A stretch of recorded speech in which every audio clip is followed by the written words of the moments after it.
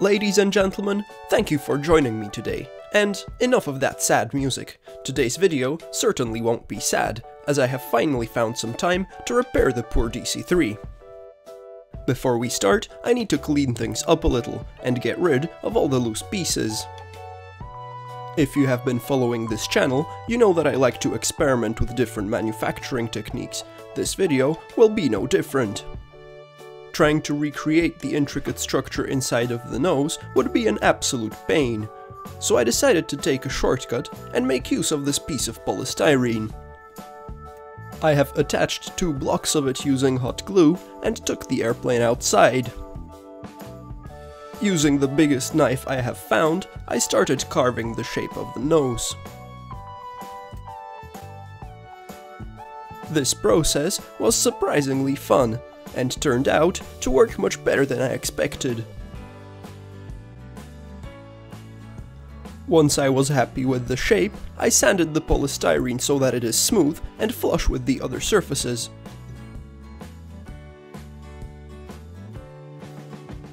It turned out great, however, there was still this annoying hole that we had to deal with. I have carefully measured out a piece of foam that would exactly fit into the shape. Then, I have attached a few additional supports. The section of skin was glued in, and a few remaining holes were filled with smaller pieces. The fuselage was also broken in 2 other places. This was easily fixed with a bit of hot glue. Now it's time to clean up this mess over here. Once again, I have started off by removing all the damaged pieces of skin. Next, I have carefully pieced together the shattered engine housing and reattached the whole assembly to the airplane.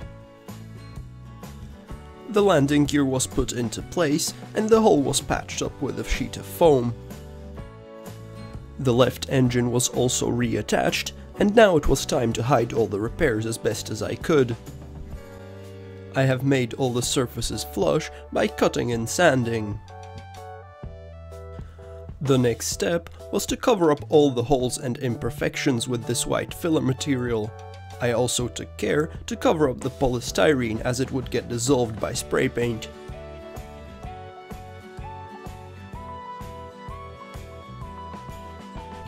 An hour later, everything was dry and it was once again time to sand the whole airplane.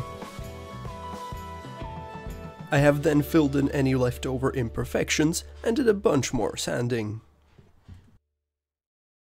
Once I was happy with the surface, it was time to start painting. First, I have prepared the fuselage for its layer of grey spray paint.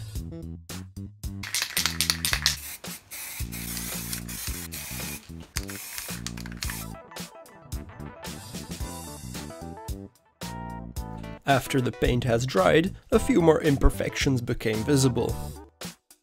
These were quickly fixed, and then I have prepared the airplane for its layer of cyan paint. For this, I have decided to use acrylic paints. They are much easier to apply onto small areas. After that, I have repeated the same process and painted the black patch on the nose of the airplane and on its belly. And finally, it is time to apply the finishing touches. I've created these black and white stripes out of electrical tape and applied them wherever they were missing.